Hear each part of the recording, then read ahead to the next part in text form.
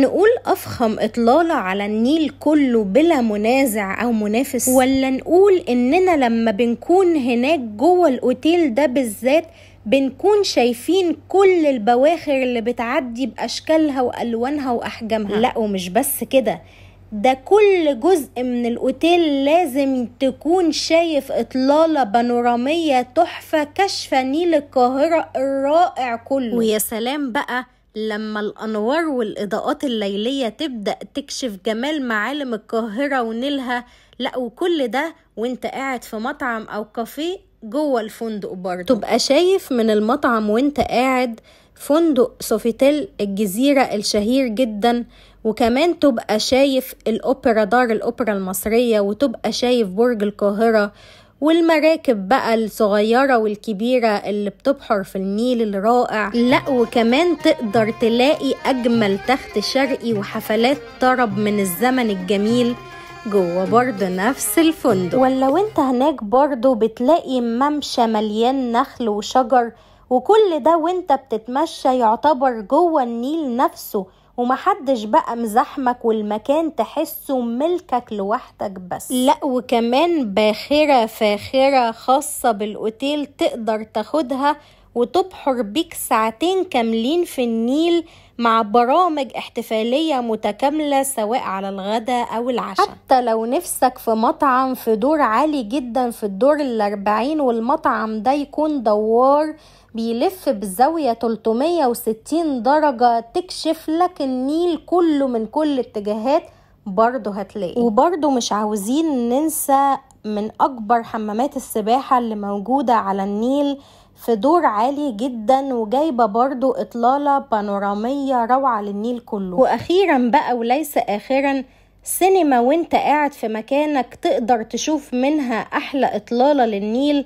عمرك شفت سينما على النيل في العالم كله غير عندنا بس في مصر؟ بقول لكم ايه، احنا اتكلمنا كتير قوي عن جمال الفندق ومميزاته، ما تيجوا بقى ناخد الجولة مع بعض كاملة كده ونتفرج على الأوتيل حتة حتة ومكان مكان، علشان تعرفوا لما تروحوا هناك هتعملوا ايه بالظبط، وتقدروا ازاي ان انتوا تقضوا اليوم وتدخلوا عادي الأوتيل من غير اي مشكلة خالص. يلا بينا ناخد الجولة مع بعض، بس بليز قبل ما نبدأ ما تنسوش تعملوا لايك وتشتركوا في القناة، ويلا بينا ناخد الجولة مع بعض. طبعا الأوتيل كان اسمه زمان أوتيل جراند حياة، دلوقتي الاسم بتاعه اتغير وبقى اسمه جراند نايل تاور. من اول ما بندخل اللوبي في الاوتيل بنلاحظ ان هو اوتيل كده عتيق على قديمه زي ما بيقولوا، بس برضو فخم وكلاس جدا. تمام، كل حاجة موجودة في الأوتيل تقدر ان انت تلاقيها زي ما اتفقنا. من كل المميزات اللي في بداية الفيديو حكينا عنها كتير قوي، اظن مش هتلاقي اجمل من كده مكان تقدر ان انت تروح تتفسح فيه. على فكرة الأوتيل أنا مش بس إن أنا بتكلم كأن إحنا هنروح هناك كنزيل أو كإقامة أو الكلام ده كله، لا لا لا لا خالص.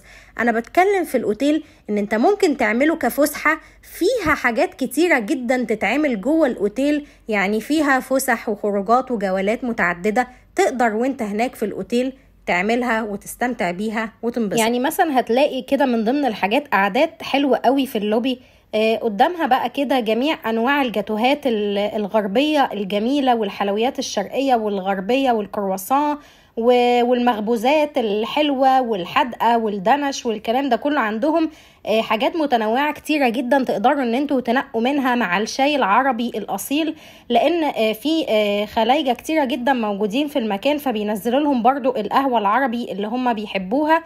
وبرضو لقيت مصريين كتيرة جدا طالبينها ان هم يجربوها للي كانوا مجربوهاش. وفي برضو هناك ماشين اسبريسو احترافية تقدر تاخد منها احلى شوت اسبريسو، ماشين ايطالي اسمها الكترا، شكلها كده ستيل وكلاسيكي جدا، شكلها تحفة. حتى هناك هتلاقوا عزف بالبيانو بالجيتار، ناس لطيفة قوي، وناس يعني مش جايبينهم كده هبهزرد كده وخلاص، لا ده ناس فاهمين كويس قوي هما بيعملوا ايه، والعزف بتاعهم فعلا حلو جدا، وناس محترفة. وشايفين الإطلالة البانورامية من اللوبي كده، تبقوا شايفين النيل كله قدامكم سواء الصبح او بالليل، هتلاقوا اجمل من كده فين. وبرضو واحنا واقفين كده في اللوبي بيبقى هو ليه يعني ممكن نقول ان هما درجتين او دورين، تمام. الدور اللي احنا واقفين فيه بنصور، والدور اللي تحت اللي هو اللي الناس داخله منه ده، تمام. والدور ده اللي هو الدور الارضي موجود برضو في درجه لتحت بتقدر ان احنا نطلع بقى منها على الممشى الجميل اللي على النيل. وكل ده هنتفرج عليه بالتفصيل واحده واحده، بس خليكم معايا لاخر الفيديو. وبعد الجزء بتاع الريسبشن موجود برضو اللي هو مجموعه من التيبلز كده والكراسي، بتقدروا ان انتوا يعني لو انتوا بقى نزله في الاوتيل تقدروا ان انتوا يعني ايه تبقى حاجه زي الاوبن بوفيه كده، تقدروا ان انتوا تقعدوا تاكلوا فيها. بعد كده طلعنا بقى على السلم اللي هو اللي بالكهرباء ده علشان بقى نستكشف ونشوف الدور التاني الملحق بمبنى الاوتيل موجود فيه ايه. لقيت بقى زي ما قلت لكم كده اطلاله برضو بانوراميه كشف النيل كله. اي مكان في الاوتيل ده بالذات طول ما انتوا ماشيين جوه الاوتيل هتلاقوا النيل من كل اتجاه، تشوفوا بقى المراكب، تشوفوا معالم القاهرة كلها. يعني مش محتاجين ان انتوا تقفوا في فيو واحد بس او في مكان واحد بس او في منطقة واحدة بس جوه الاوتيل علشان تتفرجوا على النيل وتشوفوا المعالم الجميلة كلها. لا، ده في اي مطعم او في اي كافيه او في اي ريستورانت هتقدروا تشوفوا النيل كله. ومن حسن الحظ ان برضو كان فيه هناك اوبن داي موجود هناك، برضو حاجات كده بقى للفيميلز موجودة هناك. برضو اخدنا كده اللفة بتاعتنا، بس ما حبناش نصور كتير عشان ما نطولش في الفيديو. بعد كده ابتدى بقى تظهر قدامنا اللي هو الباخرة بتاعة الاوتيل نفسه. تقدروا ان انتوا تستقلوا بيها وتتفقوا معاهم في الريزرفيشن علشان خاطر تحجزوا بقى الرحلة بتاعتكم زي ما انتم حابين. ودي كده زي لوحة ارشادية فيها بقى كل الحاجات الموجودة في الاوتيل وهنتفرج عليها واحدة واحدة. يعني مثلا دي قاعة من ضمن القاعات كشف النيل كله، تقدروا ان انتوا تأجروها لو عايزين قاعة بقى لمناسبات، لاحتفالات، لاجتماعات، لأي حاجة في الدنيا. كشف النيل كله وشكلها تحفة زي ما انتم شايفين، وفي دور عالي وروعة جدا. وكل بقى المنطقة اللي تحت دي كلها هننزل لها كمان شوية علشان نتفرج على كل حاجة بالتفصيل. وطبعا انا وانا بصور الفيديو كده في الاول ما كنتش يعني عارفة قوي النظام بتاع جراند نايل تاور اللي هو الباخرة بقى نفسها. لكن لما يعني نزلت بقى تحت وفي اخر الفيديو خالص وانا ماشية استكشفت بقى شوية معلومات كده، فقلت بقى ايه هبقى اعرفها لكم، بس برضو خليكم معايا كده. المهم برضو نزلنا بقى من الجزء اللي احنا كنا فيه بتاع القاعات ده، نزلنا بقى الدور الارضي خالص اللي احنا زي ما اتفقنا كده اللي هو بنطلع منه على الباخرة بقى الجميلة الروعة دي وعلى الممشى علشان بقى نتفرج على كل حاجة مع بعض واحدة واحدة. من فوق ما كانتش باينة ان الباخرة حجمها كبير قوي للدرجات دي، بس لما نزلنا تحت على الممشى لقينا لا ان هي فعلا اولا يعني مهتمين بيها جدا جدا، وشكلها لذيذ قوي قوي وكبيرة، حجمها كبير مش صغير خالص، فتكفي افراد كتيرة لما تطلع. وقالوا لنا ان هي بتبحر ساعتين في النيل، سواء بقى الصبح في يعني مثلا في وقت الغداء او وقت العشاء تقدروا ان انتوا تبحروا بيها ساعتين في النيل الجميل ده. منظر بقى كمان الصيادين وهم في المراكب كده في وسط النيل مع كل المعالم بقى برج القاهرة والكلام ده كله بيحسسك كده بفرحة وبسعادة.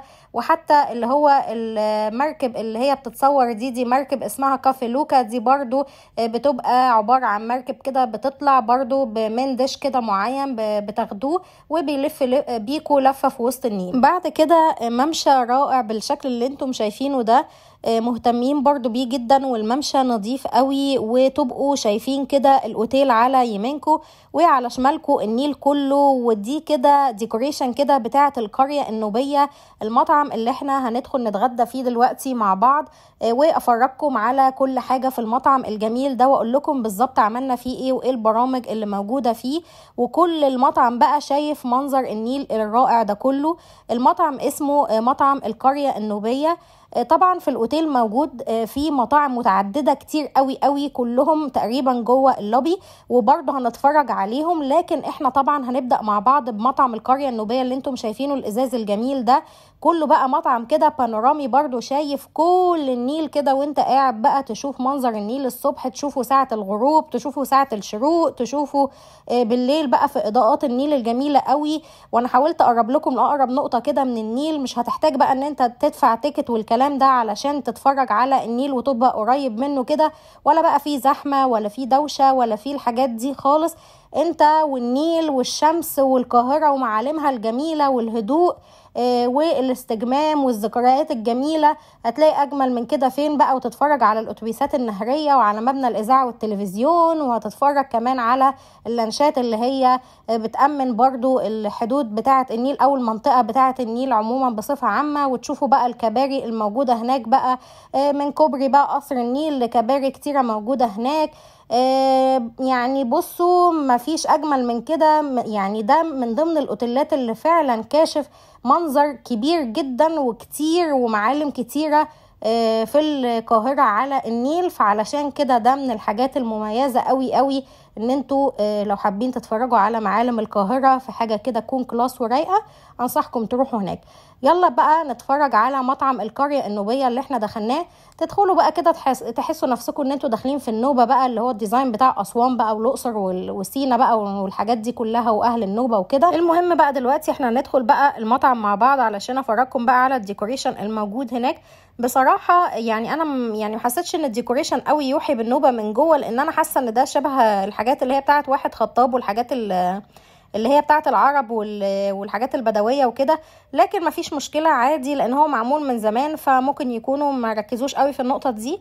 المهم ان المطعم فعلا حرفيا يعني هقول لكم ايه، انتوا جوه المية، انتوا جوه النيل، انتوا شايفين كل معالم القاهرة وشايفين منظر بانورامي رائع جدا. وكل بقى المراكب دلوقتي بقى واليخوت والاتوبيسات النهرية واللانشات، كل ده هنتفرج عليه مع بعض. وطبعا المطعم على مساحة كبيرة قوي وواسعة، وطبعا السيرفيس هناك محترمة قوي قوي، والمنيو فيه فرايتي متنوعة كتير. وهناك مفيش بقى نظام اللي هو خدمة وضريبة مع بعض، لا هي كانت حاجة واحدة، كانت 12% زودوها على الحساب. تمام. برضو بيقدم بقى اللي هو الاكل النوبي بقى، والاكل المشويات والحاجات اللي هي الاورينتال والجريلز والحاجات دي كلها. بصراحة المكان كله جميل قوي، وفي بقى اعداد كتيرة مختلفة. عند بقى المنطقة بتاعة التخت الشرقي، او منطقة مثلا تختاروا تيبل على النيل، او منطقة تكون جنب بقى اللي هو الجزء بتاع اللي هو المشويات والحاجات دي كلها، كل ده موجود هنا. وطبعا بقى في اجانب كتيرة جدا بيبقوا بقى في المراكب اللي هي الموجودة في النيل، او في الاتوبيسات النهرية، او في الكروز، او البواخر، او اللي هي المراكب، جميع اشكال والوان وانواع المراكب، الحاجات اللي بتبحر في المية دي كلها موجودة هناك. المهم احنا طلبنا من ضمن الوجبات كده، احنا بنحب الشيش طاووق قوي. تمام. طلبنا بقى شيش طاووق معاه رز شرقي كده، الاكل كان طعمه حلو قوي. وطلبنا كمان معاه كبدة فراخ علشان برضو احنا بنحبها. المهم يعني الريت بتاع الاكل كله انا اديله من حيث بقى الجودة والطعم والكواليتي والكمية والريحة والنظافة بتاعة الاكل وكل الكلام ده، اديله مثلا 8 من 10. والسعر بس كان غالي شوية، يعني يعتبر برضو مكان في حتة كلاس جدا موجودة على النيل، ومطعم جوه اوتيل 5 ستارز، فطبعا اكيد هيكون الدنيا غالية شوية.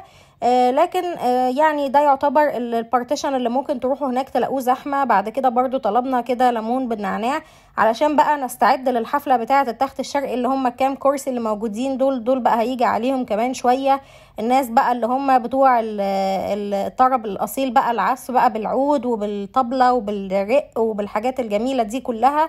ابتدى بقى الجو يبدأ بقى يليل علينا واحدة واحدة كده، ومنظر طبعا النيل الرائع زي ما انتم شايفين، مفيش ولا اروع ولا اجمل من كده، والدنيا هاديه جدا، والمطعم ما كانش زحمه خالص على فكره ساعتها اليوم ده، فكنا حاسين ان الدنيا لينا لوحدنا.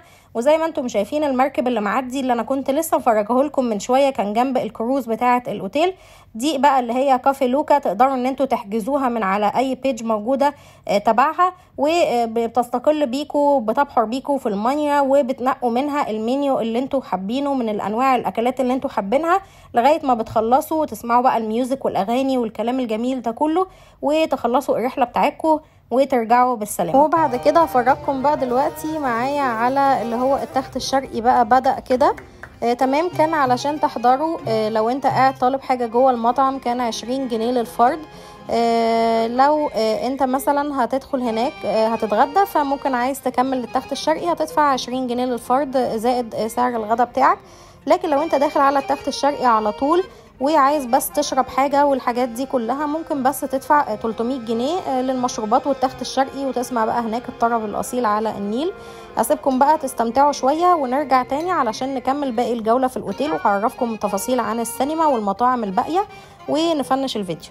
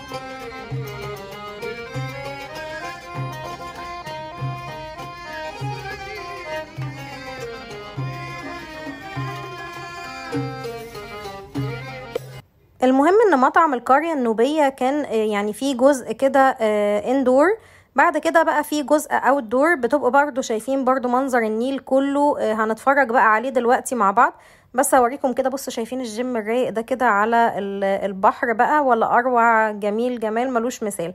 المهم هفرجكم بقى دلوقتي على يعني الشكل بتاع باقي مطعم القرية النوبية. وده بقى اللي هو بيبقى موجود اوت دور، تقدروا ان انتوا تقعدوا فيه. بس علشان انا كنت الصبح كده دخلت او ساعة الظهر كده دخلت بقى اتغدى، فكان الجو حر قوي فما قدرتش استحمل ان انا اقعد اوت دور. المهم احنا دخلنا بقى دلوقتي اللوبي تاني علشان بقى نتفرج على باقي المطاعم الموجودة.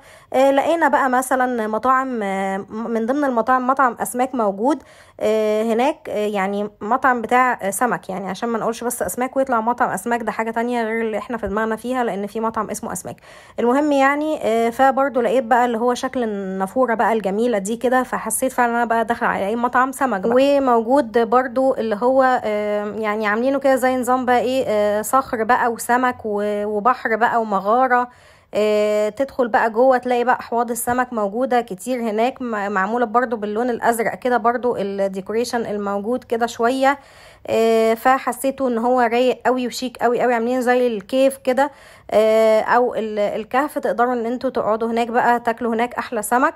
بعد كده برضو في مطعم يعني هندي موجود هناك، مش فاكرة كان ده اللي انا بصور فيه ولا لا، وكان في مطعم فرنساوي. بصراحة انا متلخبطة ما بينهم، بس ادينا بنتفرج اهو مع بعض. هو الراجل بصراحة قال لي، لكن انا يعني اتلخبطت شوية. المهم يعني برضو ده كده الشكل بتاع مطعم من المطاعم التانية غير مطعم السمك الموجود ده جنبه برضو. تقدروا ان انتوا تقعدوا برضو فيه، بس ده كان ما فيهوش حد خالص، اللي هو ولا مطعم السمك. بصراحة كان اكتر حاجة عليها سحب هو القرية النوبية ومطعم السوشي. وطبعا في اللوبي موجود كراسي كتيرة جدا بقى وترابيزات تقدروا ان انتوا تقعدوا عليها. فسألنا هو يا جماعة مثلا البارتيشن ده بتاع ايه، والجزء ده بتاع ايه، والسايد ده بتاع ايه، والمكان ده بتاع ايه. المهم يعني ان هما في اللوبي قالوا لنا ان ممكن اي مثلا مكان حابين نقعد فيه ويجي لنا الاكل اللي احنا طالبينه، مفيش اي مشكله خالص. يعني مثلا لو انا ما عجبتنيش القعده بتاعه الكهف الموجوده بتاعه المطعم اللي هو بتاع السمك، ممكن اخده واقعد بيه مثلا على النيل. عجبني مثلا مطعم القريه النوبيه وعايزه اقعد في مثلا في المكان بتاع السمك اقعد فيه، فبراحتنا خالص نقدر ان احنا نتنقل، مفيش اي مشكله خالص. ومن ظهر المسله بقى دي دلوقتي اللي بالشكل الحلو قوي ده هنبدأ بقى ندخل المول الملحق بالاوتيل علشان بقى نتفرج على السينما الموجودة على النيل على طول.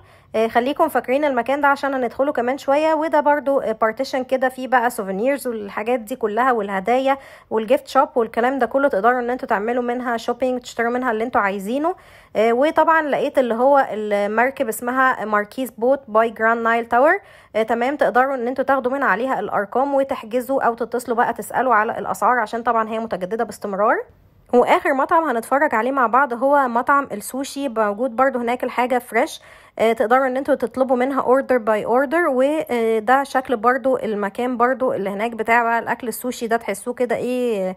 معرفش بقى بصراحه السوشي ده هو ياباني ولا صيني. انا بصراحه ما فكرتش ان انا اجربه، لان يعني مش حاسه ان انا ممكن اكون هحبه قوي. لكن الديكوريشن بتاعه هناك كان جميل قوي. وده برضو شكل كده اللوبي. بحاول برضو ان انا الف لكم كده الكاميرا على منطقه المطاعم كلها ومنطقه الاكل السوشي، وافرجكم كده على اللوبي من فوق واحنا واقفين من تحت برضو، علشان تبقوا خدتوا فكره كامله شامله عن المكان وتبقوا متخيلين كل جزء فيه عامل ازاي. يلا بقى ندخل كده من ورا المسله علشان نروح بقى على المول اللي هيودينا على السينما. طبعا ركبنا اسانسير برضو كده بانورامي، بنطلع بقى بيه، بنبقى من الازاز ده. طبعا كان هيبقى الصبح اروق وكنتوا هتشوفوا منظر النيل اكتر، بس كل اللي هو واحنا طالعين كده اهو الباخره لو انتم شايفينها، وبرضو منظر معالم القاهره كلها على النيل، واللي هو النخل الموجود تحت برضو كده في الارضيه او الدور الارضي بتاع المول. والمراكب بقى قدامكم كده ماشيه. المول برضو فيه كده كذا محل وكم صيدلية بس مش كتير. وانصحكم بصراحة لو حابين بقى ان انتوا تيجوا السينما وتتفرجوا على المنظر البانورامي ده كده وانتوا طالعين من الاسانسير، تكونوا جايين كده والدنيا لسه بالنهار، علشان تقدروا تتفرجوا على يعني الشكل الجميل. انا بصراحه الاوتيل كله توتالي كده اقول عجبني، بس انا ما عجبنيش خالص المنطقه بتاعه المول. حسيتها ان هي متهالكه جدا وادمت خالص. حتى السلالم اللي هي اللي بالكهرباء واحنا طالعين عليها كانت بتتهز. وعلى فكره برضو الاسانسيرات اللي هي الرئيسيه الموجوده في الاوتيل نفسه برضو انا كان فيها هزه واحنا طالعين واحنا نازلين، هزه برضو ممكن تخض اي حد. فبرضو دي من النقط السلبيه اللي ما عجبتنيش، وحبيت ان انا اقولها في الفيديو علشان ما تفتكروش ان انا بعمل اعلان ولا حاجه. لكن احنا دورنا ان احنا نوعي الناس بالاماكن الجميله في مصر والفسح الجميله في مصر.